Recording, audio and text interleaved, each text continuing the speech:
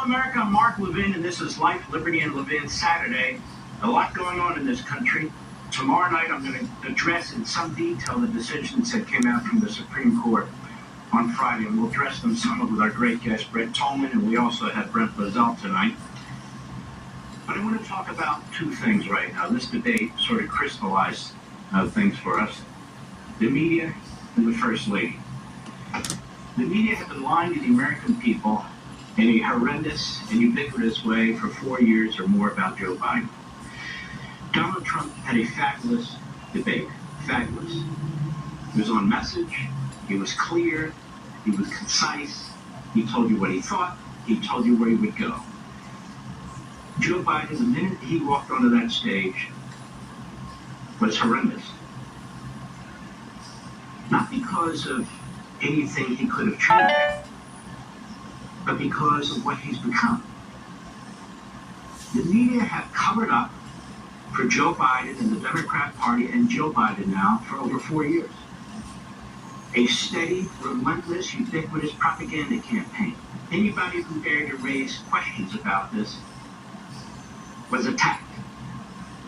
It is hard to believe that a wife would allow a husband to go through this. It is hard to believe that a White House staff, his spokeswoman, and others would allow this.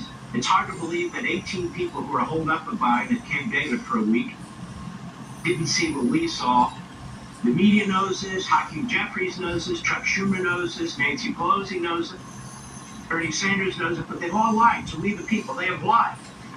And I did a show a few weeks ago explaining this and explaining that he's in the fifth stage of 7 stages of dementia. Here we have even NBC News. As Biden memory issues draw attention, neurologists weigh in. And of course, the neurologists are saying things that NBC wants them to say, which is, not remembering names and things like that. That's typical with old age. But now the media slate. Biden must drop out. Here's how Democrats could replace him on the ticket. They have 3 ideas. Politico, here's how Democrats could replace Biden. They have a few ideas. Here we have the Congressional Research Service from 2020 talking about secession and all the rest of it. The only way Joe Biden leaves, given the time right now for the convention, is if he decides not to run. That is, he can stay in the presidency but announce he's not going to run, and then at the convention, the delegates are free to select another candidate. But let me be abundantly clear about this. If Joe Biden is not the nominee of the Democrat Party, that means all those people who voted in all those states and all those primaries will have been disenfranchised. Because Biden, his family, his inner circle, the Democrats, and the media allowed us to reach this point. It is diabolical. We've never seen anything like this in American history, ever. And so I want to talk about the press, and then I want to talk about Mrs. Biden. As I wrote in On Freedom of the Press, those entrusted with news reporting in the modern media are destroying freedom of the press from within, not government oppression or suppression, not President Donald Trump's finger pointing, but present-day newsrooms and journalists, indeed social activism, progressivism, think. Democrat Party partnership, opinion and propaganda, passed off as news, the staging of pseudo-events, self-censorship, bias by omission, outright falsehoods, are too often substituted for old-fashioned objective fact-gathering and news reporting. The media knew exactly what was going on, all of them. You even have a former press secretary, Psaki. She's on MSNBC. She's been covering for her old boss. A self-perpetuating and reinforcing mindset has replaced independent and impartial thinking, and the American people know it. Thus, the credibility of the mass media had never been lower. It bears remembering that the purpose of a free press, like the purpose of free speech, is to nurture the mind, communicate ideas, challenge ideologies, share notions, inspire creativity, and advocate to reinforce America's founding principles. That is, to contribute to a vigorous, productive, healthy, and happy individual and to a well-functioning civil society and republic. And moreover, the media are to expose official actions aimed at squelching speech and communication. But when the media function as a propaganda tool for a single political party and ideology, they not only destroy their own purpose, but threaten the existence of a free republic. Now, this is not a mistake. This is an ideology that pervades the modern American media. It is one that's being taught in our journalism schools. And I'll give you a perfect example of this. As I write, in a growing number of circles, the ideological mission of news organizations and journalists is no longer subterranean. Their advocacy and mission are open and unambiguous. New York University professor Jay Rosen is a leading voice in the idea of so-called public or civic journalism. That is, the purpose-driven, community-based social activism journalism movement spreading throughout America's newsrooms for the last several decades. A harsh critic of then-candidate Donald Trump, Rosen wrote in the Washington Post, "Imagine a candidate who wants to increase public confusion about where he stands on things so that voters give up on trying to stay informed and instead vote with raw emotions. Under those conditions, does asking, 'Where do you stand, sir?' serve the goals of journalism, or does it enlist the interviewer in the candidate's chaotic plan? I know what you're thinking," he writes. "What do you want us to do, journalists? Stop covering a major party candidate for president? That would be irresponsible." True, but this reaction, he wrote, short-circuits intelligent debate. Beneath every common practice in election coverage, there are premises about how candidates will behave. I want you to ask, do these still apply? Trump isn't behaving like a normal candidate. He's acting like an unbound one. In response, journalists have to become less predictable themselves. They have to come up with novel responses. They have to do things that they've never done. They may even have to shock us. They may need to collaborate across news brands in ways they have never known, Rosen adds. They may have to call Trump out with a forcefulness unseen before. They may have to risk the breakdown of decorum in interviews and endure excruciating awkwardness. Hardest of all, they will have to explain to the public that Trump is a special case and the normal rules do not apply. This is what's being taught in journalism school. From those in the media and those who haven't gone to journalism school, most of them are Democrats, the overwhelming majority. So we don't get the truth. And so we see on the Morning Joe on MSNBC, right before the debate, mocking people who are criticizing Biden, pushing the Biden White House line throughout MSNBC, CNN, throughout the media, except here. The clips of Joe Biden's awkward walking, the clips of his stunned silence, the clips of a man who's suffering from dementia. And we're told, your eyes are lying and your hearing's lying, and it's all a right-wing propaganda operation.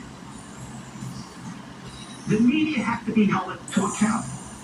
Now, I'm not saying the government steps in, but the media corporations, the boards of directors, the executives, the investors, they need to start to hold these employees to account, these decisions to account.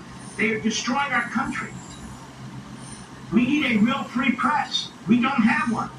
We have a Praetorian Guard for the Democrat Party, big government, and Biden. And now they're thinking, uh-oh, we got to stop Trump, so we have to dump Biden. And so they're prepared to disenfranchise every single voter up to now in the Democrat primary. That's their answer. Biden, announce you're not going to run, stay on as president, and the decision will be made at the convention by all the elites, by Washington. Maybe they'll get Newsom. Newsom is a liar. Newsom has traveled the country saying that Joe Biden is sharp as a tack. How about the governor of Michigan? She's the one through her teeth. Everybody needs to be held to account politically here, and that is that anybody who lied to us about Joe Biden's competence lied to us because they wanted to get him elected and endanger our country. Joe Biden is a danger to America. I talked the other night about the 25th Amendment. It's a dead letter because Kamala Harris isn't going to trigger it, and the cabinet's not interested. The Praetorian cabinet, the Praetorian vice president, they're all protecting Biden from whom? From us. The American people. This is a disgrace. This is a complete breakdown of the press, a complete breakdown of the Democrat Party. The Democrat Party wants to win at all costs. They'll try and put Trump in prison. They don't care. They don't care. They'll change the election laws. They'll get rid of the Electoral College. They'll push through a Joe Biden who doesn't have his wits. They don't care because they'll get their policies through, the Bernie Sanders policies, the radical leftist Marxist policy, because Joe Biden's not running the place. But I want to remind you that Biden has 3,894, or 99% of the pledged DNC delegates. Unless he agrees not to run, I really don't think it's going to happen. And that said, if he decides not to run, that means that Democrat primary process was a fraud and a fake from beginning to end. And the disenfranchisement of all those voters will be the greatest voter suppression and repression in American history. Now, I asked myself, I've asked my wife, I asked you folks a month ago when I did my program on Joe Biden and his dementia. What's with Joe Biden? Even after the debate, she went on the stage and helped Joe up. She knows Joe intimately. She knows what he can and cannot do, even in their most intimate circumstances. She knows he's not fit to be president of the United States. She knows all this. But Jill Biden has always wanted to be first lady, just as Joe has always wanted to be president. She likes the practice of power. So it's time, as uncomfortable as it may be, to take a look at Jill Biden. What is driving her? And so I decided, well, let's take a look at Edith Wilson. Who is that? Well, she was the second wife of President Woodrow Wilson, and she married him about 4 years before he became president of the United States. And let me tell you a little bit about Edith Wilson from our friends at thoughtco.com. Despite already being in poor health and against the advice of his doctors, President Wilson crossed the nation by train in the fall of 1919 in a whistle-stop campaign to win public support for his League of Nations plan. With the nation in a predictable post-war desire for international isolationism, he enjoyed little success and was rushed back to Washington after collapsing from physical exhaustion. Wilson never fully recovered and finally suffered a massive stroke on October 2, 1919. He had been very frail up to that point. Massive stroke. Utterly incapacitated. Edith, his wife, immediately began making decisions. After consulting with the president's doctor, she refused to make her husband resign and allow the vice president to take over. Instead, Edith began what she would later call her 1 year and 5 month long stewardship of the president. In her 1939 autobiography, my memoir, Mrs. Wilson wrote, quote, "So began my stewardship. I studied every paper sent from the different secretaries or senators, tried to digest and present in tabloid form the things that, despite my vigilance, had to go to the president. I myself never made a single decision regarding the disposition of public affairs. The only decision that was mine was what was important and what was not, and the very important decision of when to present matters to my husband. He asked thousands of questions and insisted upon knowing everything, particularly about the Treaty of Versailles." Well, it goes further.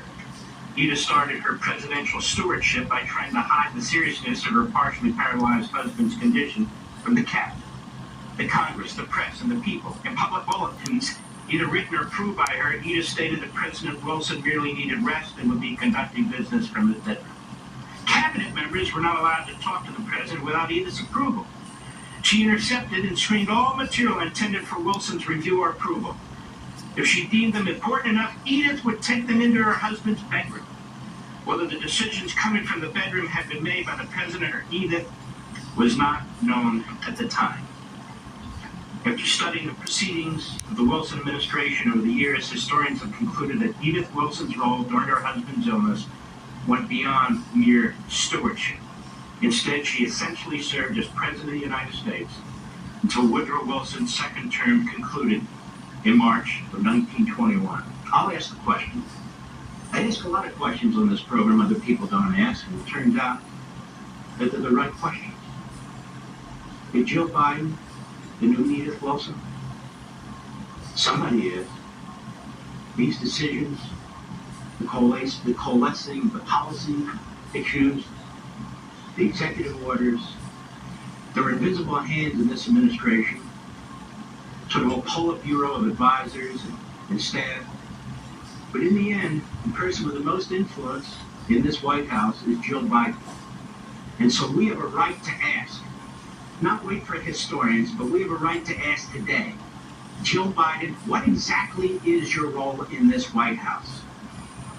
Because I think most wives would say to a husband that is suffering, that Joe Biden is, from stage 5 out of 7 stages, heading to stage 6 quickly of dementia, I mean, I don't think you should humiliate yourself any further. The family and I have talked, and you should not be running for re-election. Instead, she's part of the cover-up operation. She's part of the cover-up operation. What exactly is she covering up? And then finally, on this point, let me say something. You and the media must hate this country beyond our imagination. You know what the hell is going on. You and the Democrat Party, the leadership, the activists, you know what the hell's been going on too. You people in the White House, you 18 so-called debate experts who hold up with Joe Biden at Camp David for a week. Who do you think you are? Deceiving America? Hoping you can get this man through the debate, knowing damn well he doesn't have the sense to be president of the United States? Power? Really, is power that important to you? Apparently so. So it's not just Joe Biden who's the problem. It's everybody and anybody up to this point who's done everything they can to deceive the American people, including the Attorney General of the United States, who refused to release the audio of his interviews with Special Counsel Hurd, because he knows what's on that audio, and he knows what the American people would think. The cover-up reaches the bowels of the Department of Justice, and not just the Department of Justice. Every cabinet secretary, every director of every bureaucracy. It's a disgrace. I'll be right back.